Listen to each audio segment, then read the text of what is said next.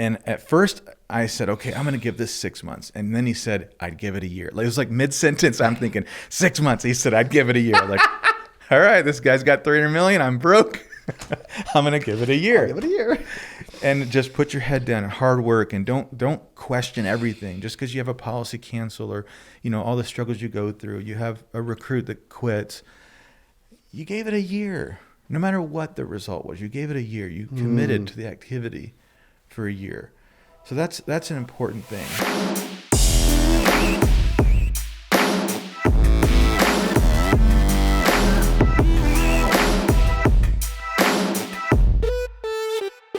What is up? Welcome back to the CA Power Player Podcast. I'm your host, Cody Askins, and today we have another special guest in office. You guys know I love the energy and the conversation that comes from having someone in office, and I do got to admit, I've been following this guy for years. Crazy impressed at what he has built, and I'm excited to share his story and his journey today. From the Smith Master Agency, traveled up from just shy of Fayetteville, Arkansas. Did $28 million in premium last year. He's got 6 managers direct to the company, 40 agency owners, building a massive organization, and a really creative, smart dude that I've been wanting to spend some time with. So please welcome Mr. Brad Smith. Man, I appreciate that. What an intro. I've been following you for years too, and it's been way too long. True.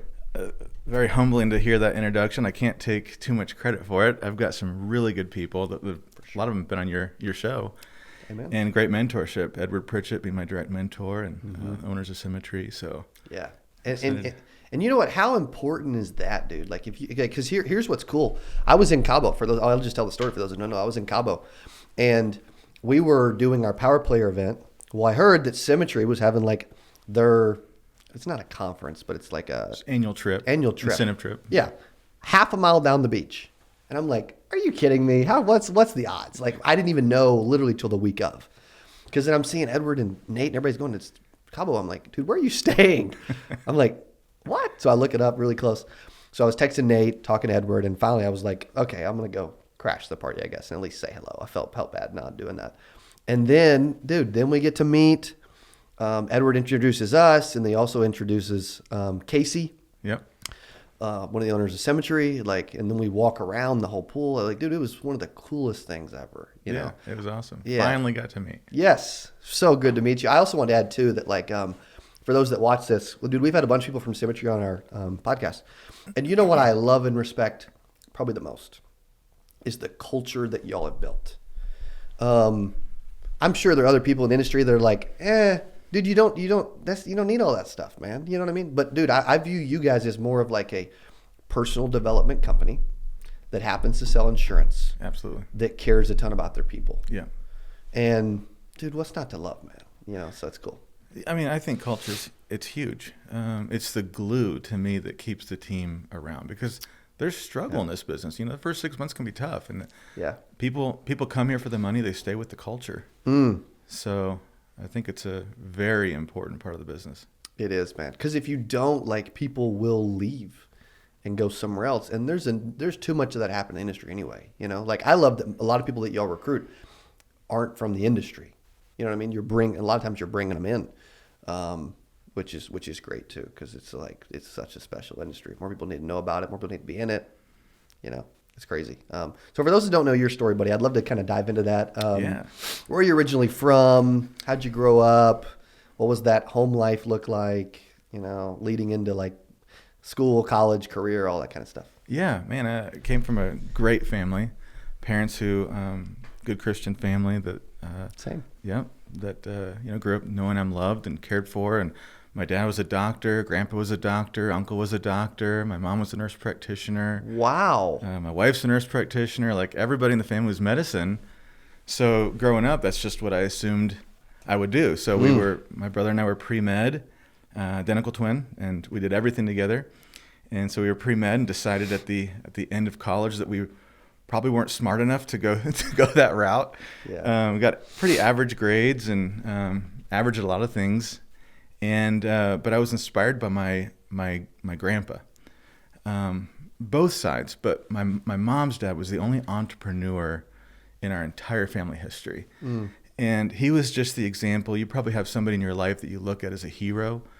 And he was my hero. He was the guy that grew up in West Virginia with a dirt floor and went to the military and just figured out how to become, how to add value to a market and built a business. And I just watched him, never knew that he was wealthy until after he passed away. He built half the school I grew up in, half the church that we went to. He was just the best father and husband and grandfather and community member. And I just remember thinking, I want to be like him when I grow up. Yeah. And so, after deciding that medical school wasn't the route for me. What brought you to that conclusion? Really, it was our grades. We just didn't do that great. It's like I had to study so much harder than other people just to get a B in the science classes in college. And I didn't love it. We started a business in college, ended up getting I don't know what you call it, Entrepreneurial of the Year award or something. And we started building a business, and in our senior year, we made $92,000. This is 20 something years ago. Let's We're go. just like, man, what was the love business? This. It was a network marketing, multi-level marketing business. I hadn't ever heard of it. Didn't know the stigmas around it. Just thought, man, I get to recruit my friends and make money together.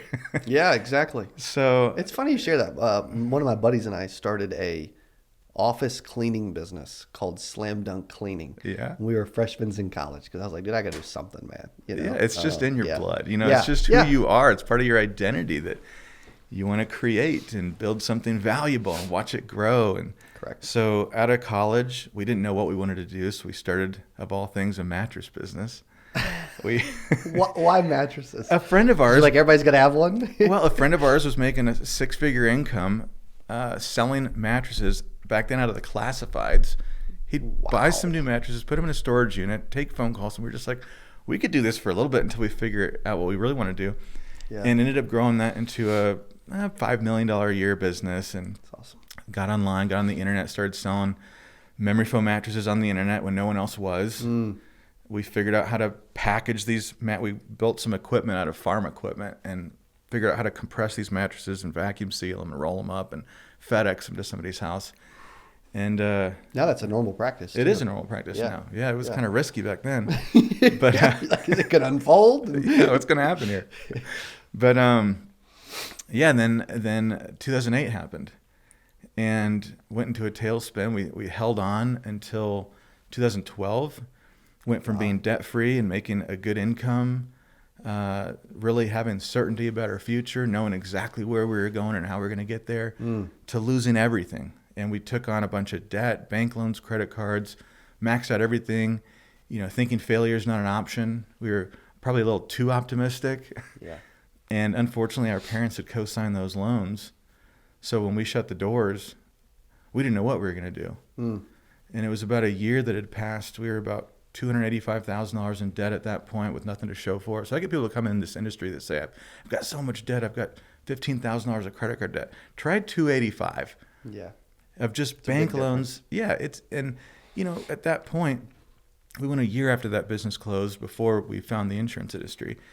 And anyone that's watching can probably relate if you've been so broke that you don't really know a way out. Yeah. And I remember, last thought before going to bed is, how am I going to pay my electric bill? I wake up at 2 a.m. to stare at the ceiling. It's just this pit that just sits here that will not go away. It's this pressure.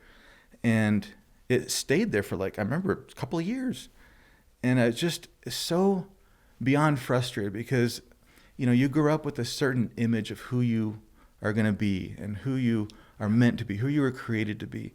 And then your circumstances are so far off from that.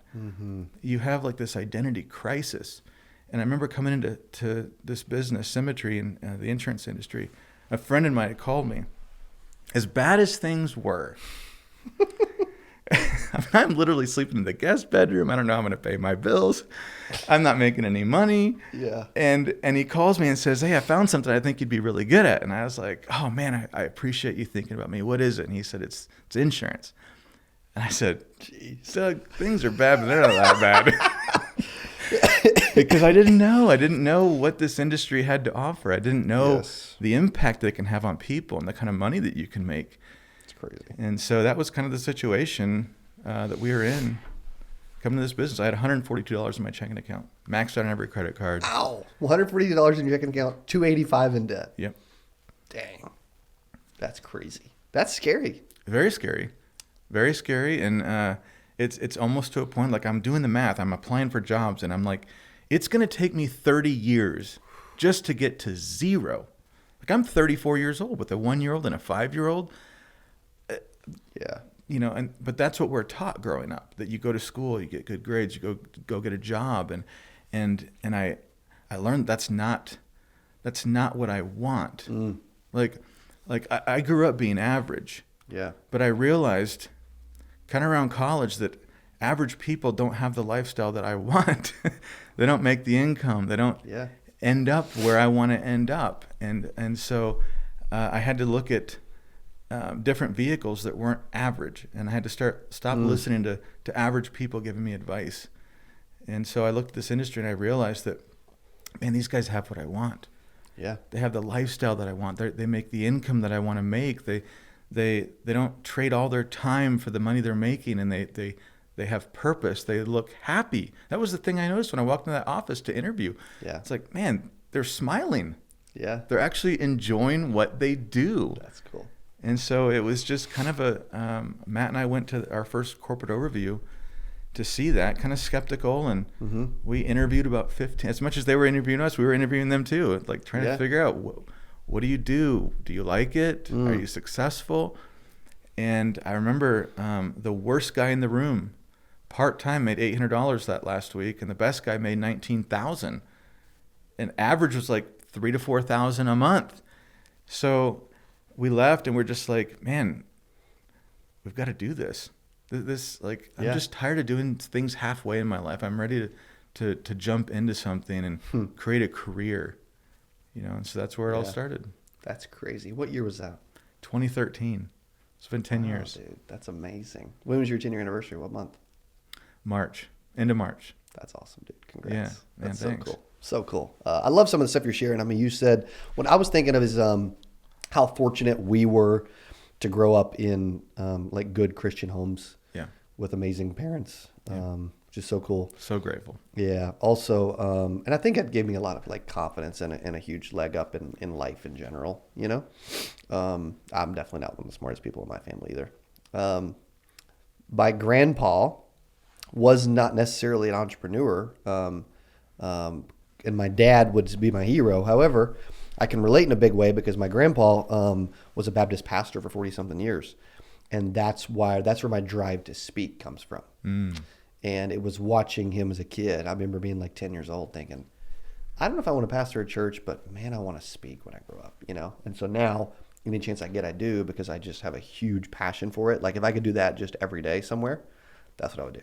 You know, like it fills me up. It's crazy. 100%. And I think to me, it's not even about the vehicle. It's about what it does. It impacts people. You probably saw the impact that he had on so many people. 100%. And that's what I saw too. I just wanted to make a difference. I wanted to impact people in a positive way. And I remember Edward asked me, what are you looking for? And I had a year pass between when we closed the business down and this new direction. And it's interesting.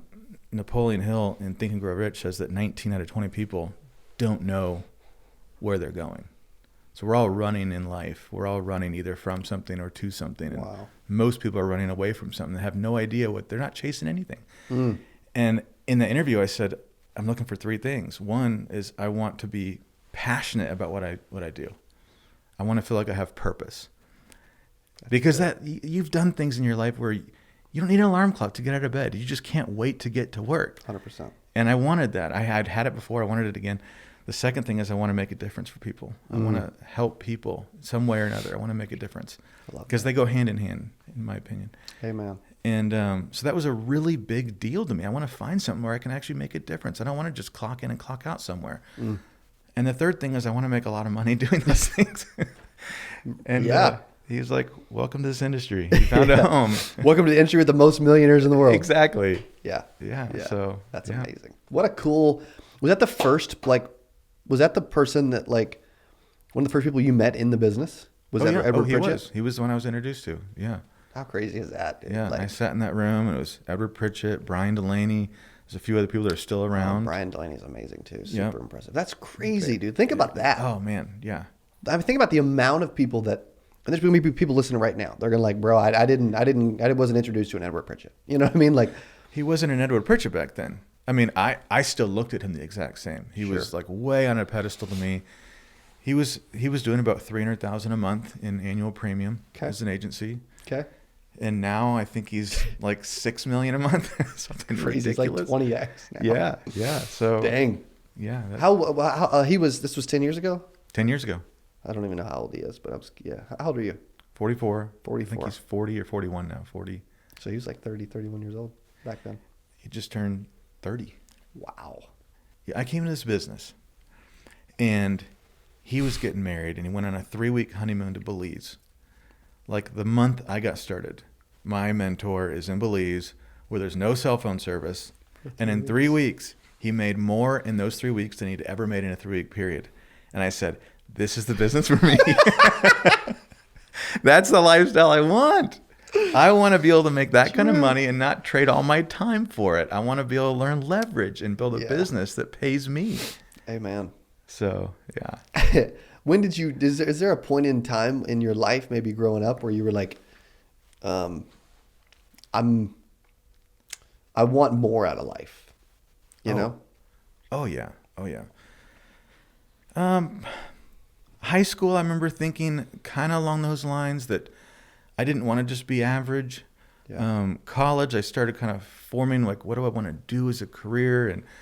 And then you figured out it wasn't pre-med. It wasn't pre-med. Yeah. And then I read a couple of Robert Kiyosaki's books. Yeah. The first one, Rich Dad Poor Dad, kind of started to get my mind around, another way. And then Cash Flow Quadrant was the next one. And that just completely shifted the way I thought about making money. It's a great book. It's a great book. And if you don't understand the 4 categories of making an income, how are you going to be able to make more money if you don't understand the 4? And so I was growing up, it was always the left-hand side of the quadrant, the employee side or the quadrant or the self-employed quadrant. And I thought, oh man, I'd rather be self-employed than employed. Well, they're still on the left-hand side of the quadrant. And, the book says 95% of Americans earn an income on the left-hand side of the quadrant, but only 5% of the wealth is made on that side. And I was like, well, so the right-hand side, business owner and investor, 95% of the wealth is made on that side, but only 5% are playing in that sandbox. How do I get over there? And I read in this book that it's one word. One word defines the difference, and it's leverage. Wow. On the left, you're trading time for money. And so if your goal in the lifestyle that you're chasing, I didn't come to this industry just for the money, because lifestyle also has a time component. Yeah. So if my goal is to have both time and money, and I knew there were people out there in life that had both. I watched people, whether it was on TV or I read about them, there were people who had both. But you can't have one if you can't have both if you're trading one for the other. And so I realized that I'm going to have to learn leverage. And like I said, Think and Grow Rich, Napoleon Hill talks about. This is a book I think everybody in school should have to read. I agree with you. Everybody should have to read it. Dale Carnegie, wealthiest person on earth at that point, told him, go research the top 500 wealthiest people in the world and see what they have in common. It took him 20 years. It's crazy. And it all boiled down to they have leverage. They use OPM, other people's money, other people's ideas, other people's efforts. They ignore OPO, other people's opinions. Which we do, most people don't ignore. Yeah, and these are people we care about. We want to make them happy. And so I knew that I had to find people. I'm not going to learn how to create wealth in that way from school, because you can't teach somebody how to do something you've never done before. You have to seek people out that have created that and created that lifestyle and who are willing to teach you how to do it. And so we were coming out of college, we thought, oh, we're going to build a business, this mattress business. But the problem was most of us learn the most valuable lessons in life by making mistakes. True. And we were out of time. Like I didn't have time to keep making mistakes. And I realized that I don't have to learn everything by making my own mistakes. I can learn by your mistakes. I can learn by watching you, and I can sit down and take advice from you. And the problem with the industry I was in before is that the only people who are better than me were my competition, and they're not gonna teach me. Corporate America, the only people better than you are the people above you. They're not going to teach you everything they know. They don't want you to take their job. True. So this industry is just, it is absolutely unbelievable for that reason. Yeah. That you can come into this industry and start in the self-employed quadrant, and you can make six figures just like you did in your first year. Yeah. And you can take time to learn, to grow, and to become better, and to work on yourself, and learn from leaders that have come before you, to start bringing on new agents and train them and start to create leverage. And pretty soon you have crossed this bridge over into the B quadrant, the business owner quadrant. And now you're not trading all your time for money. And what I realized is that the people attracted to these different quadrants are attracted to them based on their values, what they value the most. And when I was broke, I valued security more than anything. And I think most people, that's at the top of the list. So I want to feel secure and kind of that predictability. And that's great. There's nothing wrong with that. Everybody, I think, values security. But then you move into the S quadrant, that self-employed, whether it's plumber, electrician, doctor, lawyer, they're all still trading time for money, just at different levels. But they value control. So you'll hear them say things like, if you want something done right, you got to do it yourself. Yeah. Right? Yeah. And they want control, which is great. I value control. Sure. You know, I want to control my time, and I want to build a business that I own and that, you know, it's mine. But then I realized, I had a conversation with Brian Pope, and this guy, one of the founders of Symmetry, he's an icon in the industry. Yeah. He's probably worth $300 million It's incredible. from this industry. It's incredible. It is. Incredible. Gosh, And he said, if you can hire somebody to do your job at 80% as good, it's worth it, because then it frees up your time to go do something else. And then you hire somebody else to do 80% as good at that job, and you continue to do that. And the reason you do that is because of what the values that the people who are attracted to the right-hand side of the quadrant, the business owner and investor, they value security, they value control, but you know what they value more than that? Freedom. Yeah. Freedom. That's what I want more than anything. And I think security is great, but if that's all you care about, you can go to prison for that. You got maximum security. You don't have to worry about a thing. You got your light bill paid, your food, you got a bed to sleep on. You don't have to worry about anything. No. But what you're trading is freedom. Yeah. It's like you're giving up one for the other. And I feel like when you create a business and you have leverage, there's more security than that in anything. Because you're never going to wake up and look yourself in the mirror and say you're fired. Yeah. Like you could at a job. True. And so That's so good. So that's what I just started to, and I think it's so important to start thinking like that. You can't end up on the B and the I side of the quadrant, the business owner, unless you first start thinking there, because everything starts with your thoughts. Yep. With the way you're thinking. You know, thoughts lead to actions, lead to results. So you can't change the results without changing the actions, but you can't change your actions for long enough until you change the way you think about money and about business. And so that's, and I was willing to give up on my old ideas.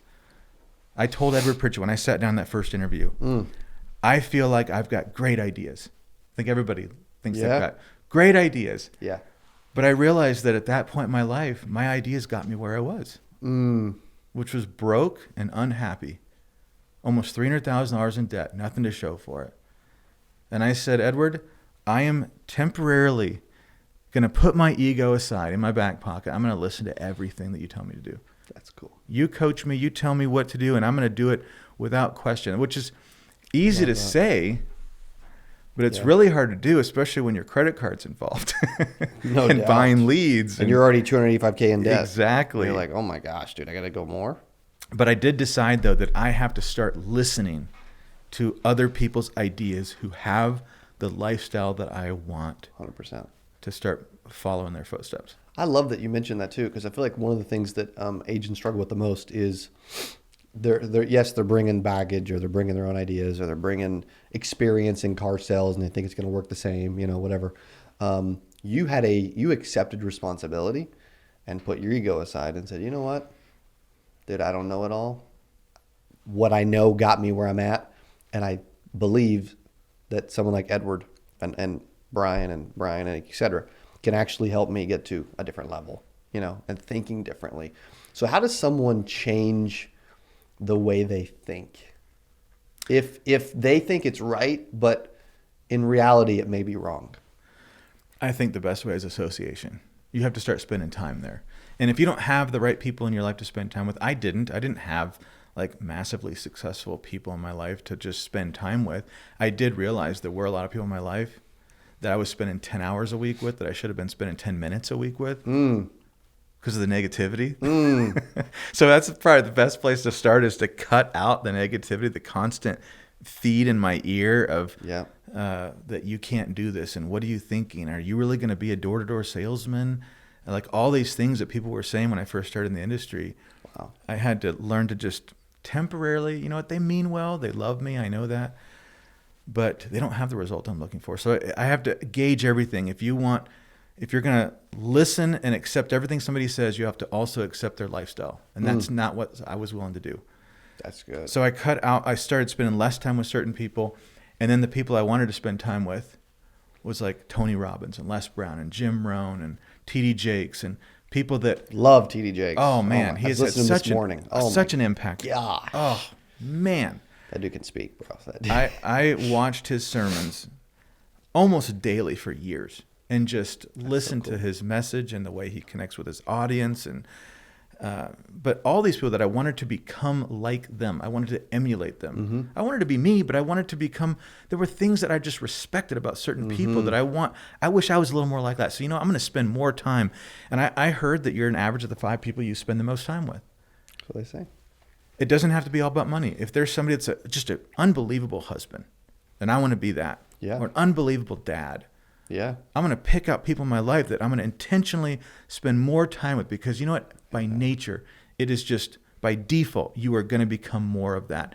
If you look at the 5 people you spend the most time with and let's just take their bank accounts, for example, and you divide them by 5, your bank account probably is a pretty good average of those 5 people. Yeah, it's crazy. It's wild. And it's like that with everything in life. And so I think association, whether it's, I would wake up every single morning and I'd watch YouTube videos of good, positive content.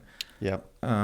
In the evening before I go to bed, I do the exact same thing. I'd either read or I'd have an audiobook throughout the day. If I'm driving, I'm not going to be listening to music that doesn't benefit me or help me. I want to listen to something that, impacts me and that I can pour into somebody else. I started to host conference calls for my team, and I didn't have any content. What am I going to share with my team? I know how to be broke. I know, right. But so I had to start. So a lot of what I did to grow, to become personally like a better speaker and a better communicator, was I just started to fill my mind with these things and started and I'd write stuff down. If there was a message that I got to share this with somebody, I'd document it and I'd start categorizing it. And then before a conference call, I'd read through, I'm going to talk about this. And you just do that over time. You just become better and you start to grow and you start to change the way that you think. You read enough books on how successful people think, you'll realize, man, the laws of success really are universal. Yeah. And it is different than what I was taught growing up. And you just have enough of that input. You're not going to get it at a conference by itself. It's a great start. You're going to get inspired, but you've got to have a way that you're feeding yourself all the time on these areas to be able to actually make a change. And I think it's absolutely necessary. I do too. It's crazy because everything you were talking about too had to do with changing your thinking, being more positive, becoming a better person, developing reaching more of your potential. And it had very little to do with like product knowledge and like understanding underwriting guides and that kind of stuff, Yeah, those are important things. They're secondary though. Yeah. It's like Limra did a study. And for those guys that don't know, Limra is probably the largest research company, especially in our industry. And they researched 1 million insurance agents who had success and what they had in common. And they listed all their attributes in order. Wow. Wouldn't it be nice to know what attributes are make up a successful insurance agent to see if you have them or if you should start growing in that area? Totally. You know what the number one most important attribute for a life insurance agent to have success is? Positive? Optimism. It's a positive outlook. Sick. That's awesome. Because you know that when I attack this new thing, and I've never done this before, you have this hope that I'm going to get better. You always see the positive. That's the number one most important attribute. So if you find yourself negative, it's okay. It's a starting point. Yeah. But if you don't change it, you won't. It'll be a slow bleed out of the business. You're gonna quit. Because you're just going to focus on what's not working and why it doesn't work. And you're not going to take ownership. It's the leads. It's the company. It's my mentor. And it's just negative. There's no hope for it getting better. And here's why. Because like when I can take ownership, I know I'm in control of that. Mm-hmm. If it's all these outside circumstances, I have no control over it. It might feel good to blame those things. I might feel a little better about myself. It's not me. It's all these other things. But I have no hope to fix it. So if I say, you know what? I'm looking around. There's all these other agents working the exact same type of leads, the exact same comp plan, the exact same carriers, the exact same products, the exact same training. Everything is consistent. The only variable is me. Mm-hmm. When I can do that, I can say, okay, great. That's great because I can change that. I can fix that. I just have to get better. It's not the victim mindset. It's the alternative, you know. It's so good. Optimism. That's cool. Yeah. I want you guys thinking, like, as you're listening to, I want you thinking about how optimistic am I, like, in reality throughout the day, or when something goes awry or doesn't go well, or I get a door on my face, or somebody hangs up the phone on me.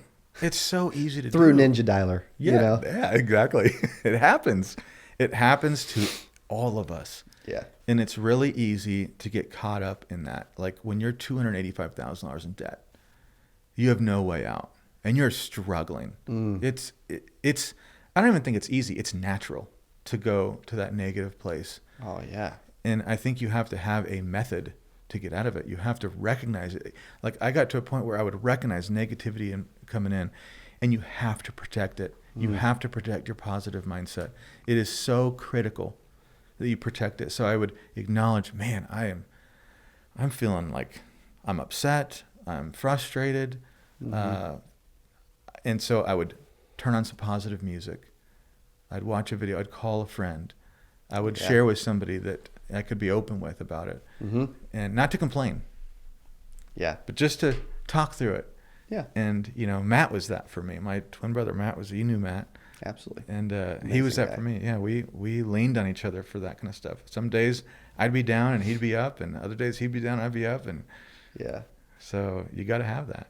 How important, how important is it to have that? Have your people, that you would do anything for, that would do anything for you, that have your back no matter what, that when you're down can lift you up, I think everybody needs it. And maybe you don't have that right now, but that's why you've got to start associating with positive people. Like everybody should be part of a company or a business that has a network of people, and you can start spending time with those people. And ideally, you find somebody that can be a running buddy. Somebody that's kind of either where you're at or a little bit ahead of you even is probably ideal. Somebody you can chase. Yeah. Not so far ahead of you that's like unrealistic. Yeah, if you're brand new and you're like, hey, here's Edward Pritchett, it's like, oh. Yeah, even brand new and you're like, I want to be Brad Smith. It's like, it's been a decade, Yeah, it's going to take a little while. It's good to get mentorship from those people. Yeah. But you got to have a running buddy that's kind of closer to where you're at. And you can start, talking with that person, challenging that person, and they can challenge you. And I think it helps a lot. Yeah, I do too. You seem to research and study and read and watch and absorb a lot. It seems like you still do that today. I do. And I also... Because you're pulling from memory on stuff that... And impressing me more than most people do when they're being interviewed in this chair, because of like... You take this thing very seriously and you care a lot about it. And you like actually, you can tell you actually study this. I don't think there's a separation between business and personal. Yeah. I don't either. I love that. I don't. I mean, sure, throughout the time I can spend time with my wife and it's not business, but to me, this is one life and I want to max it out. I want to be the best version of me. And this is, Yes. to me, your work is your opportunity to kind of showcase to the world who you are and what you're made of. Yeah. Yeah. So I take it seriously. I Yeah. do. And, Yeah. you know, I also realize the responsibility that we have of impacting people. This is why I love what you're doing. Yeah. You're such a positive force in this business to not just one company or one team, but to the industry. And that's my motivation too. I just want to be Yes. somebody that makes an impact. Mm-hmm. And you have to take it seriously. It's not like you just check out at 5:00. No. Yeah. And you bring up a really good point. Like you've said this a bunch of times, like passionate, purpose, impact, helping people. Like if you find something that you truly enjoy and you're doing it for the right reasons, dude, you're right, man. Money will come. We've both probably got cool stuff going on that we just didn't intend on happening Totally. this soon. Totally. We assumed we would have a great life one day. Yeah. But like, dude, man, compared to the average 44-year-old, I think you it's said. pretty mind blowing. It's freaking incredible, man. Like, Yeah, it's what can so happen. awesome. It is. Yeah. So awesome. And I realized that we get paid based off the value that we bring. Mm-hmm. So many people want to get paid and then they're going to bring value. Yeah. That's just not, pay me first. That's like saying I want heat from the fire before I light the match. Yeah. You gotta light the match. You got to do the work, and then you're going to get the heat from Carry in some wood. Exactly. It takes a lot of work before you get that heat from the fire. And so every opportunity I can find to add value with no expectation a lot of times in how I'm going to get paid for that value. Correct. It works out. Yeah. So, I always look for opportunities to add more value to people. And sometimes it comes back with a monetary gain, and sometimes it doesn't, and I don't even care. It feels good to make a difference, no matter how you get compensated. So Totally. And you never know where it's going to lead. Yep, you don't. Doors open up, and Yep. you just go through them in faith. Totally. The appointments I didn't want to go to on a Saturday Man. where I would drive 2.5 hours and then they wouldn't be there, but they would show up 15 minutes late, will be my biggest sales ever, my best clients. You know what I mean? Like all these things where I just like, Yeah, I bet you got some crazy stories of doors you've gone into, literally. crazy freaking stories, bro. Some that like I would have to like mentally edit out as I'm telling them too. I'm just like, gosh dang, did she really just run through the living room without any clothes on? Like what? You know what I mean? Crazy stories. Yeah. But yeah. Plenty of cockroaches and Oh man. couches that were pissed on. You know what I mean? Like just. Yep. But it's you're there to help them. Like I was just on the phone I was on a Zoom with a guy right before this, and he was like, man, my very first client ever that I sold life insurance to, he said was like 34 years old, successful guy, sold him $500,000 in coverage. He passed away 6 months later from a car accident. Oh man. His wife did not know that he had bought a life insurance policy at all and didn't even know who I was, and he had never told her because he forgot. Oh my goodness. And then he shows up at the funeral home with a $500,000 check. And he said, bro, the way she hugged me, you would have thought she was trying to break my arms. He said, I've never been hugged like that since. He's like, and what if I didn't encourage him to do it? And what if I didn't make the call? You know what I mean? Like, it's like, I mean, that just changes you as a person. oh my gosh. It changes that person, that client's for generations in a lot of cases. Yeah, and when he showed up to the funeral home, I'm going to have to eventually him tell this story, by the way, but when he showed up to the funeral home, he walked in and she was talking about how they had just bought a house and she was gonna have to get a job. You know what I mean? It's just like crazy. Man. That's the power of what we do though. And you don't know which door that you walk in is going to lead to that. Yeah. You also don't know what people are going through too. You know what I mean? You get a chance to meet and help, whether they're brand new to the industry or they've been doing it for a minute, or whether they got a bunch of bad habits and you're like, and or maybe they got an ego, whatever, or they're $285,000 in debt and they got $141 in their bank account, I think is what you said. Dude, I mean, Pritchett could have been like, I'm sure he was like this that is a rough case, bro. I don't know. Maybe he was, But he's definitely an optimist. Oh, That's yeah, for he dang sure. gave me a shot. Yeah. That's cool. As you look back, what's been like some of the coolest moments of being able to, because I really think where this title will end up going, by the way, as I always think about titles when we're shooting interviews, because that's the most important part, is I think this can be about how amazing of a career you can have as a life insurance agent. I think this interview will actually touch a lot of people that are considering joining the industry, which is cool. What are some, as you look back, like what are some of the things that have came out of this that like you just didn't expect outside of just money? Because obviously you make a lot of money and do really well. Yeah, money's the byproduct. It's great. I mean, that's a lot of the reason I came is just for money. But the friendships, the relationships that You'll have some great ones too, some man. unbelievable people that, I mean, that's what life is about. Yeah. I think also just I didn't know that I was really capable of making an impact. Sometimes the way that sometimes I over the years, I haven't even realized the impact that I have made on certain people until years later and I hear about it. But one of the things that Matt and I were fortunate enough to be able to do is speak on stage.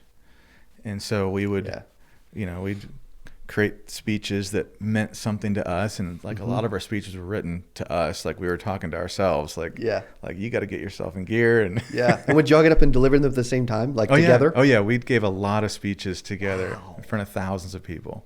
That's so cool. And we'd time it and we'd have everything like, and it was something that was kind of ours. Yeah. And that was really cool. Like looking back, Cool. he passed away 2 years ago, COVID.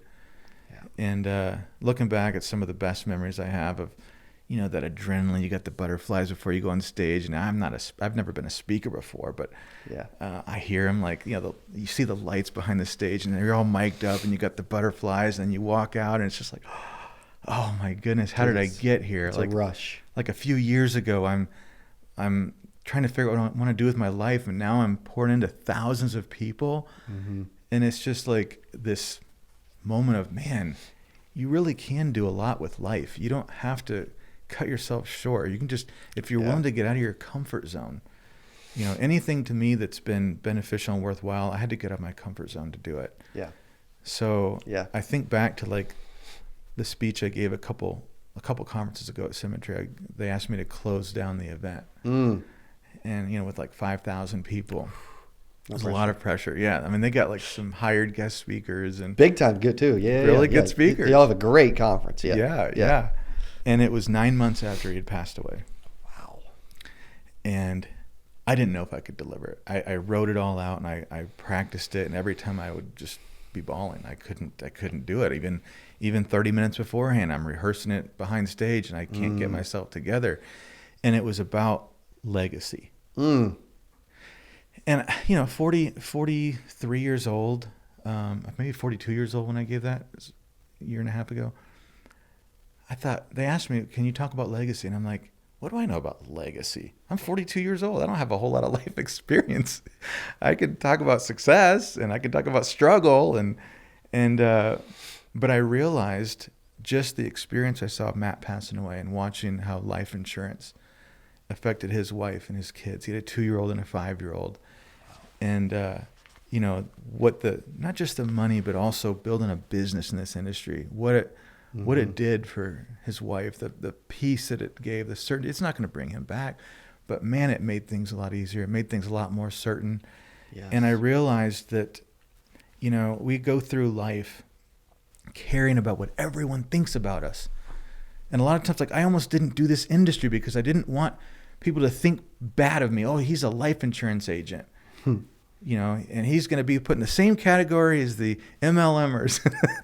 That was what I thought. And I almost didn't do it because of what people would think about me. And then I read an article that said that the average person will live their entire life caring about what other people think to only have 12 people showed up at their funeral. Their whole life, all the relationships, 12 people will show up at your funeral. And the amount of people who will watch you be buried in the ground will be dependent on the weather. If it's rainy, half those people won't even watch you be put into the ground. You're right. And I thought, and then Matt on the flip side, Matt spends his time in this business, and he made a big impact in this company, I think, in the industry. Big time. That dude impacted so many people. It's so cool. And he had 1,000 people show up. Wow. 1,000 people. And I just thought, man, More than 12. Legacy is not what I thought it was. Is Legacy, that what you learned through that journey? 100%. I thought legacy was about what you leave for people, but it's really about what you leave in people. Yeah. And that's how you treat people every day. That's how your conversations, your one-on-ones, how do you leave people? That's how they're going to remember. How did you make them feel? Not what did you say, not what did you train them, not what scripts, not what policies. How did you make them feel? That's what people remember. Good. That's culture. And that really, the experience of losing Matt and all that has just, it's really changed my perspective about life. Yeah. Man. Crazy. It is. Yeah. It so is. Those are some of the experiences I'd never, go back to that original question. Yeah. I never thought when I started to sell insurance Exactly. that it could go down that path. Yeah. But it can if you're willing to get out of your comfort zone and you're willing to try new things. And really, life can take you down a journey that you never thought possible. I think it's Bill Gates that says people overestimate what they can do in 1 year, but they underestimate what they can do in 10.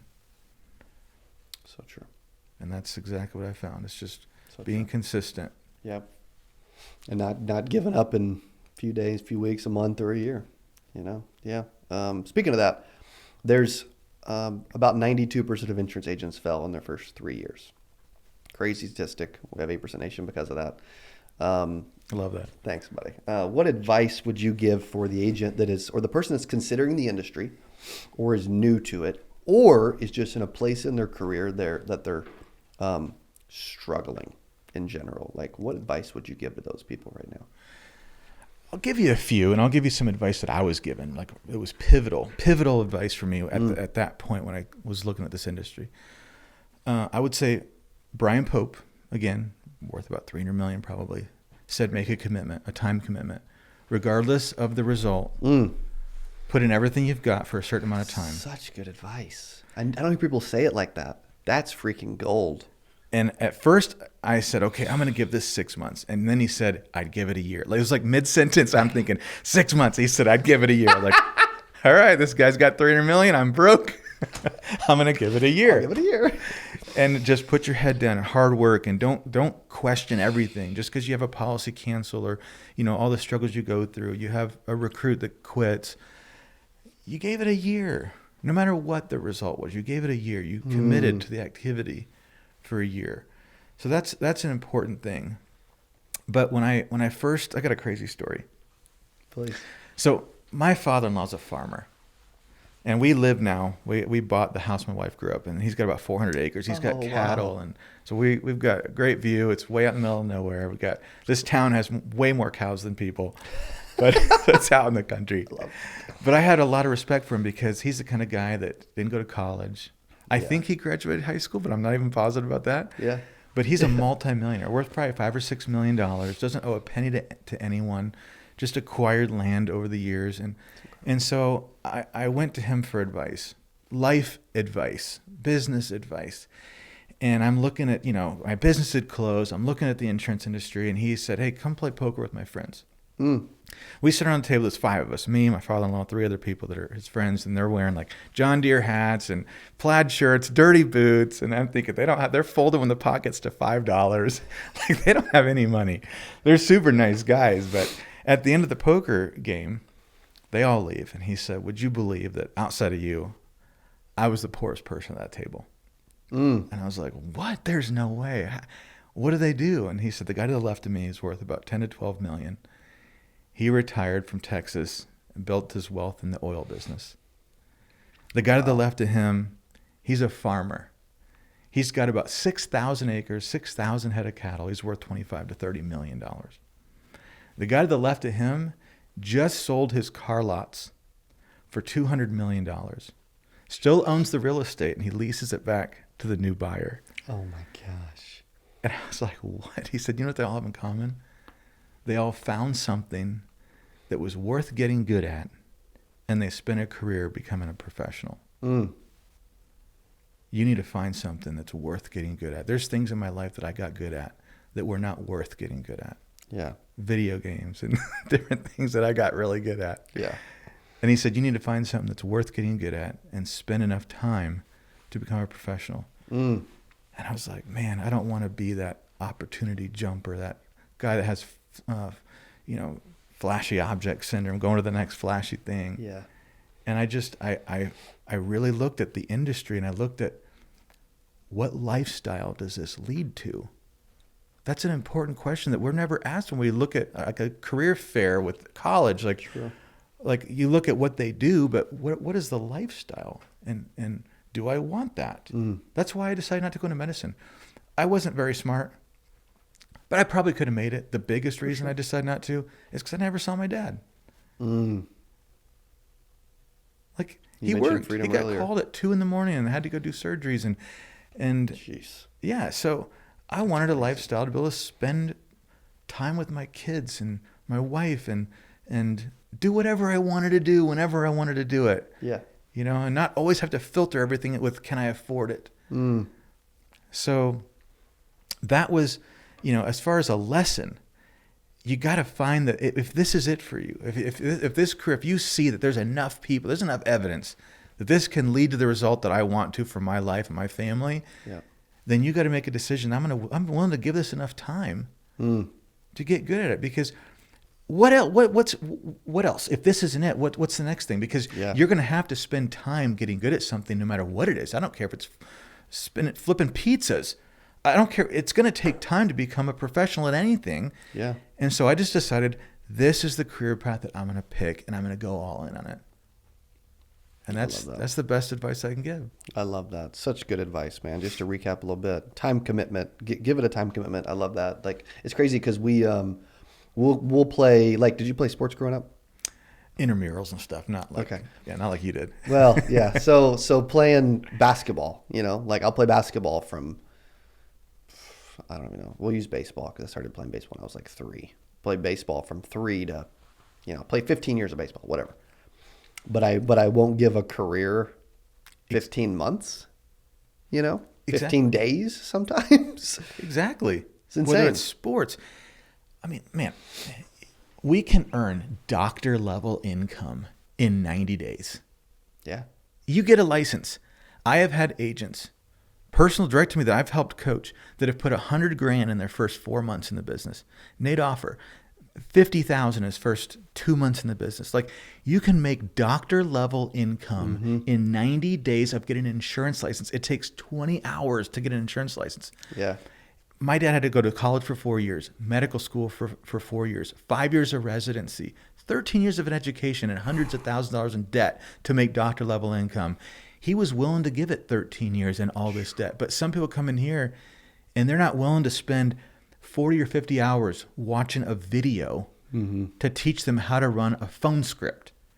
50 hours. Like, I watched an hour-long presentation video on how to present mortgage protection or final expense. Yep. And I watched it over and over and over and over and over, 50 hours in a month. And I'm a pro. Now I can do it in my sleep. Now I can go out and make doctor level income. But they won't invest that time. They won't rehearse it. They won't practice it. They don't treat it like a profession. They treat it like a hobby. And coincidentally, it pays like a hobby. Yeah. And most hobbies cost money. They don't make money. Correct. So yes, 100%. You've got to be willing to invest the money like a professional. Yeah. And the time. So good. Yeah. Kevin O'Leary says if you're not making money after 3 years, it's a hobby. Yeah. I love this story. Is your grandpa, right? You said find something worth getting good at. Yeah. That's huge. And then going all in. Like, how often have we really went all in on something? It's a decision. Yeah. It's a decision. I thought I had made a decision. This is why your event and events in general are so important. Big decisions are made at big events. Yes. I first heard your buddy Edward Pritchett say that to me.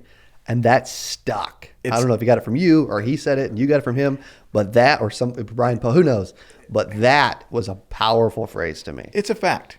Like, you can't, just because you see a Zoom call or a podcast, like, you want to make that decision. Like, oh, I want to make that decision so bad. Yeah. That's not making a decision. I thought I'd already made the decision before I went to my very first event. And I had been to events before. There's probably people on here watching. I've been to events before. I got to make money. I need to spend my money on leads and spend that week in the field instead of going to an 8% Nation event or a Symmetry conference or whatever it is. Right. And you can fool yourself. That's poor thinking. That's not what the person who has the lifestyle that you're looking for would say. And I know this because I almost made that decision that I'm not going to go. And then Casey Watkins, the owner of Symmetry, called me a few months into the business. And he asked me such a good question. The way he worded it was so important. He didn't say, are you going to conference? He said, how many people do you have coming with you? And I couldn't tell him I don't have anyone. I'm not even going myself. So I don't know where this number came from, but I just said 5. You made it up. I love it. But guess what? I had 5 people there. I figured out a way. Oh, that's so good. And it wasn't like this special thing that somebody said on stage that said, oh, I'm making my decision.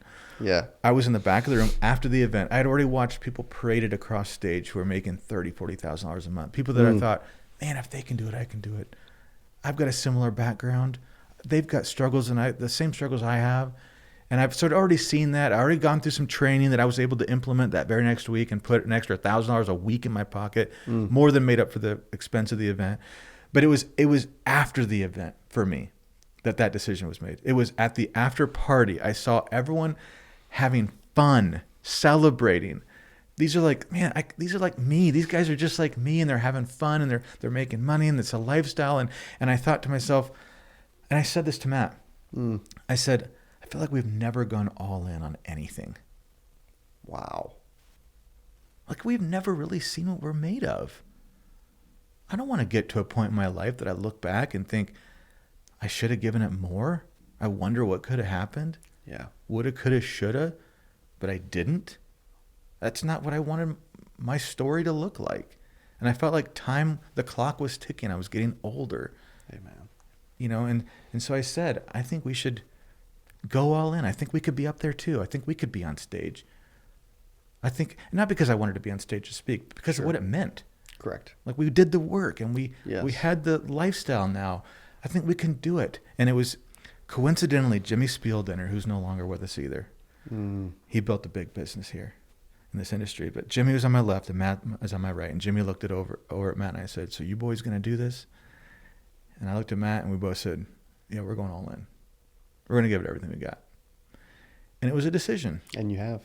We have. And a decision, like, a lot of people don't even know what that means. Like, an incision, means to cut into. A decision means to cut off. You cut off all other options. There's no back door. There's no second option. Yeah, no plan B. No plan B. This is it. It's actually very freeing.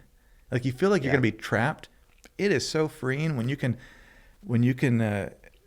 cut off any other option. You're just like, full steam ahead. I'm giving this a year. I'm giving it everything I've got. I'm going all in. I'm going to see what I'm made of because I don't want to live with regret.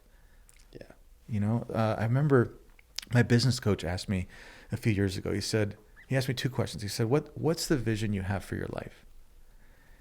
I was like, oh, that's easy. I want to become successful. And I had this image of my grandpa. I wanted to be like him. I wanted to make an impact and, make a difference in people's lives, but I also wanted to make a lot of money and have a nice house and nice cars and vacations and, this image of the family. Like, that's my vision for my life.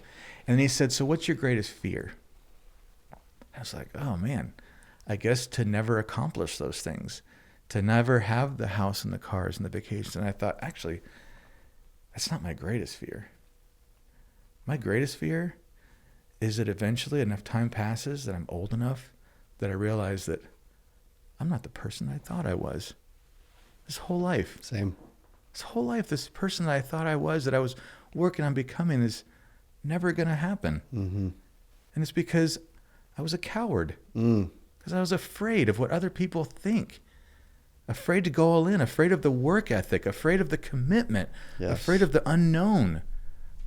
That people will choose the known hell over the unknown heaven. And I just said, powerful. enough. I told Matt, I'm ready to go all in on something. And this feels safe to me. Like, I feel like I can trust these people, and I've got enough. It was like 6 months in at that point. Yeah. And man, the power of a decision. It's just like Tony Robbins talks about. We always think that it takes a lifetime for big things to happen. Big things can happen in an instant when a decision's made. Yeah. It's just a matter of time after that. Absolutely. Gosh, that's so good and powerful. When you said, what is your biggest fear? I thought about the movie Coach Carter. He's like, what is your deepest fear, young man? You know, and he always keeps asking them. They're like, why is he asking us this? You know, it's good. It's good. And you know what? I can relate to your answer, because that is entirely me. My biggest fear is I will look back when I'm 33, when I'm 73, and I'll be like, what did you actually accomplish? Who did you actually help? What did you actually do? You know, and I'll be like, gosh, I don't want to be asking myself those questions. I don't either. It's a terrible thought. It's a terrible thought. Yeah. And it fuels me for sure. For sure. See, here's the thing, like, everything comes down to perspective. Every obstacle that we have, sometimes we're just too close to the obstacle.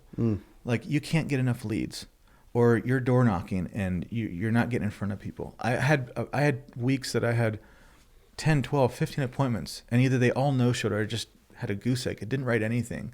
Sometimes for several weeks. There's just lots of struggle in this business. And who likes dialing the phones? Who likes calling leads? No one likes that. Nobody. Yeah. And I used to consult my emotions before doing the activity. I'd ask myself, do you feel like doing it? And of course the answer is no. I'd rather go do this. Yeah. But it's all about perspective. Would I rather call leads or let my family down? Would I rather recruit and build a business and put in the time and the effort and the hard work, or look back on my life and have the regret of never trying? And so I'd always, like, all the things I didn't want to do, I would always try to give myself another perspective. And it was always so much worse of an alternative. Yeah. You know, and it's kind of like I say, sometimes we're just too close to the obstacle that we're dealing with in front of us. It's kind of like you're in front of a 6-foot fence. And you're like this close. You can't see on the other side. But that same fence, when you take off on an airplane, you know how things get smaller and smaller and smaller. You're at a 30,000-foot view. You can hardly even see the fence. It's the same obstacle, but your perspective's different. And you can see on the other side. And sometimes we just have to kind of almost remove ourselves from our circumstances and look at our perspective from another person. Like, if somebody that was massively wealthy was in the exact same shoes as me, or somebody that had been successful, maybe lost it all, but now they're in the same situation, they could rebound in an instant. Yes. Like a billionaire you could take everything away and they could rebuild it, you know, in a short period of time. Same obstacles that you have. Yeah. Same amount of time in the day, but perspective's different. So I always try to, you know, I'm not saying I'm human. I get discouraged and I, you know, sometimes can't see a way out, but I always try to give myself that elevated perspective to realize that my obstacles aren't really as big as I think they are. Yeah. We magnify our problems. We make them out to be scarier and bigger than they are. Yeah. And, True. You know, We do. Man, what an interview, dude. This has been incredible, bro. I could literally sit here and talk to you for like 10 hours. I could do the same thing. Like, no joke. Like, you are one of the best interviews I've ever had, man. Like, and you guys, if you guys agree, I'd love for you to give some love and in comments below for Brad. Dude, it's an hour and 3 minutes. And it No don't way. even feel like it. No way. Whoa. Wow. Crazy. If they want to learn more, reach out, etc., what should they do? A couple different websites. One is agenttraining.info. That's my agent's website for learning how to do the business. You can get a lot of content there without joining my agency or anything like that. There's a lot of good training there. My personal contacts is on there too, agenttraining.info. And then maybe in another interview, we can talk about our Ninja platform that Matt really spent a lot of time in. But Yes. App.ninjadialer.com. Some really cool things that we're doing there. Game-changing for the industry that I'm super excited about. So That's cool, man. I can see you light up when you talk about that. And yeah, we talked about that a little bit before. That's really cool. Yeah. Yeah. Get to continue that legacy of what y'all built. It's awesome. Absolutely. It's my biggest passion right now. It's really cool. Well, I appreciate you pouring into our audience, showing up, driving a few hours to spend some time together. We're going to grab some lunch. Absolutely. But dude, I appreciate you being on the Power Player Podcast. Anytime. Thanks for having me. You got it, buddy. Okay. Thank you guys for hanging out and listening to us. Man, what a freaking episode. I would love for you to do a few things. Okay. Number one, if you enjoyed this, let us know below. Okay. And what was your favorite moment from this whole thing? Like, I've got a couple pages of freaking gold, valuable nuggets. Hopefully you do the same. And then the second thing is, I want you to think about one other person that needs to hear this optimism, association, advice, time commitment, go all in message that we're sharing today. There's somebody you know that is either in the business or outside the business that could be in it, or that just needs some uplifting. Share that with them today and let Brad speak in to their life. Either way, we appreciate you hanging out with us and listening to us. Go to agenttraining.info to check out more about what Brad is doing. We appreciate you hanging out and listening. What a phenomenal freaking episode. And we'll see you on the next one. Adios. Hey, if you enjoyed this, I got another one you're going to love. It's right there. Click on it. See you in there. I'm so excited for today's CA Power Player Podcast. I'm your host, Cody Askins. We got a special guest. He is back on the channel talking about how to sell life insurance from home. Here's what I love about this person. Okay, I'm telling you, this will be one of the best.